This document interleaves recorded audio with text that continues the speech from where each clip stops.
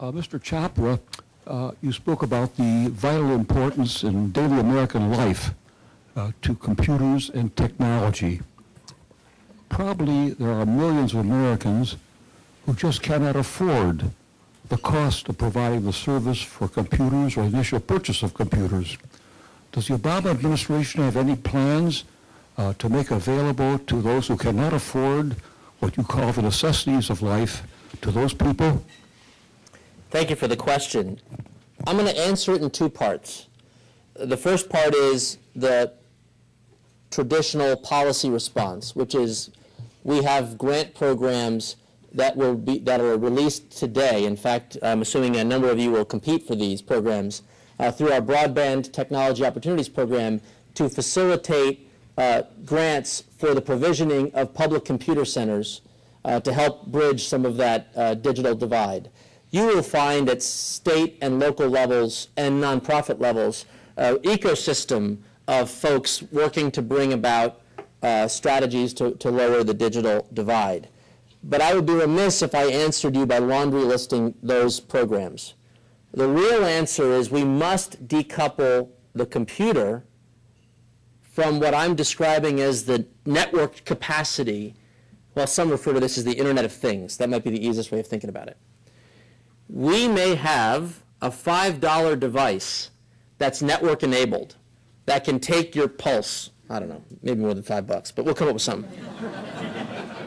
That has the ability of providing a valuable service to you without you thinking of it as technology.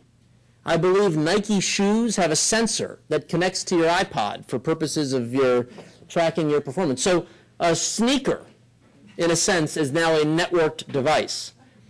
When we marry ideas to relevance, I see this new platform of innovation where people are going to be thinking about what are the creative devices or software pieces that run in other contexts that will help me solve a need to make my life better. In the first era, it was tied to the PC, and all the innovation happened in that box. We are way beyond that moment, and my hope is that you'll find price points all across the spectrum to meet your needs. Yes, sir. Question for you is this. You talked about the United States lag behind in far as education, far as 2 years and 4 years degrees amongst people. Question is two parts. You was technical czar, if you will, for the state of Virginia, and you're now technical czar, if you will, for the United States.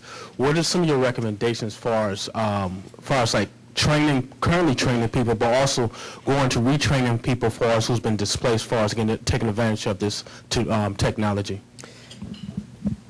This is an area of great passion of mine. So forgive me if I take a little bit longer than this question, just briefly, because I think it's critical. Generally speaking, I see three ways in which technology and innovation will address our workforce needs from a traditional K-12 environment and beyond. Number one, what are we actually teaching? I'm going to come back to these in a minute, but what do we teach? The second pillar is the method by which we teach. And then the third pillar is basically how do we facilitate the sharing of best practices to create an ecosystem of better teaching. Now let's talk about this framework in the context of the question you asked. We have an educational attainment challenge, but we also have a very real problem.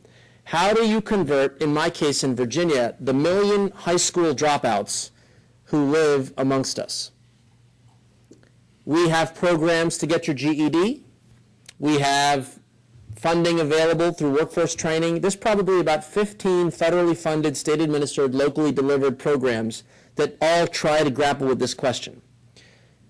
I tried to tackle this in the 90-day, what can you turn on quickly way.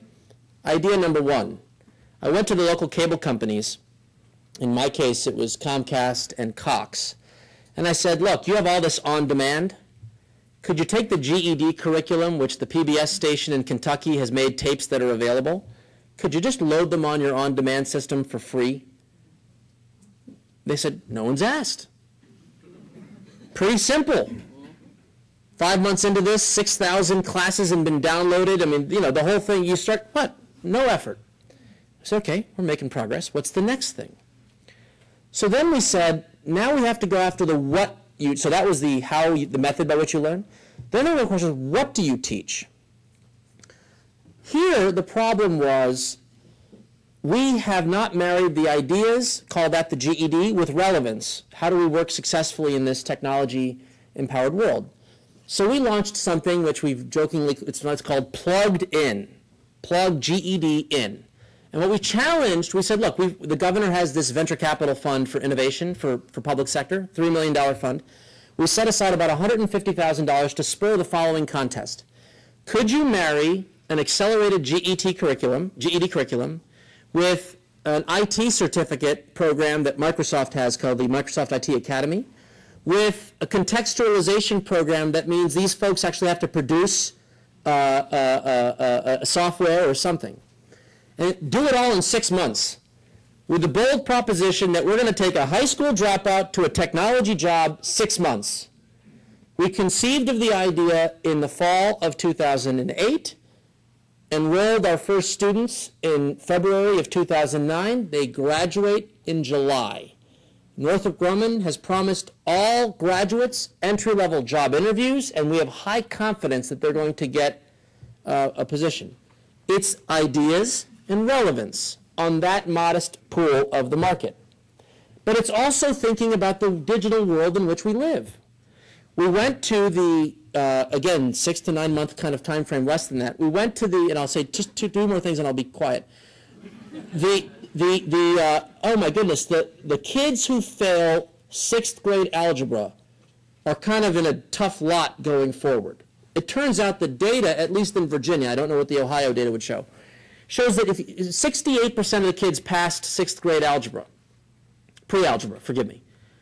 So we had to get to we want to get to 80, 85, 90%. So 68 was a bit of an anomaly for us, but we were doing reasonably well on a number of indicators. Traditional response is put money to a program to enroll, remedial education, training. We said, wait a minute. A lot of kids are buying these kind of devices. I said, I had no money. Well, we found 5,000. We have 5,000 bucks. We said, we're going to issue a challenge. We had the math specialists in our schools tell us exactly what it is that kids are messing up. Fractions, proportions, that kind of a thing. And we said to the broad developer community, we got no money, but we want to celebrate you. Would you please develop an app that's free that we could test out to see whether or not kids can learn the proportions and fractions problem? And on June 30th, we announced the winner of it was this little random guy, no company, no business, just a guy, got the $5,000 check. It's this number line program, which I actually play. It's really cool. I'm reminded of all the things to learn. You keep my math fresh. My point is, we can take advantage of the how to teach and the what to teach. My last comment about the what to teach. There's a term you're going to hear a lot of, and that's the term called STEM, STEM education. Science, technology, engineering, and mathematics. And we presume that that represents a K-12 vision. We need to get kids in the pipeline. Well, folks, we really don't have a STEM curriculum in this country. We have a SM and an ET. The science and math, reasonably well regulated, reasonably well tested, reasonably well understood. The ET, I like to think of that as the wild, wild west, an opportunity for innovation. So in Virginia, Governor Kane said, for a modest amount of money, $500,000, we're going to challenge every school district to come up with an ET program. So auto mechanics who learn computer software, because there's more software. Lev was telling me in his car, he's got a computer chip to upgrade the system to run his car. It's all computerized. So the what to teach in the ET could be very appealing to the folks who don't necessarily want to understand the theory behind why a derivative is as it is calculated.